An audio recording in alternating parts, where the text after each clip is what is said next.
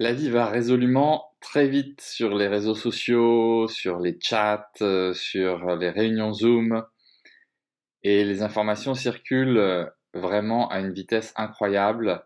Notre mémoire est très courte.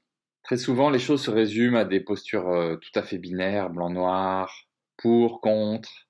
Alors, je voudrais réentendre ces deux versets de Marc et de Paul. En Marc 9, 40, Jésus dit: Qui n'est pas contre nous est pour nous.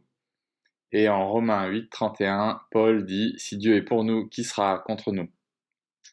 Ce pour, ce contre, c'est un balancement permanent. C'est étonnant d'entendre Jésus qui, dans Marc en tout cas, ne dit pas qui n'est pas pour nous est forcément contre nous.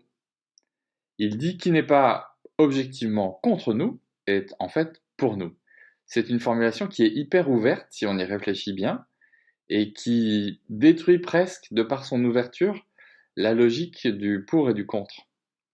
Pourquoi? Tout simplement parce que l'enjeu n'est pas d'être du même bord que moi, du même bord que mon groupe de pensée.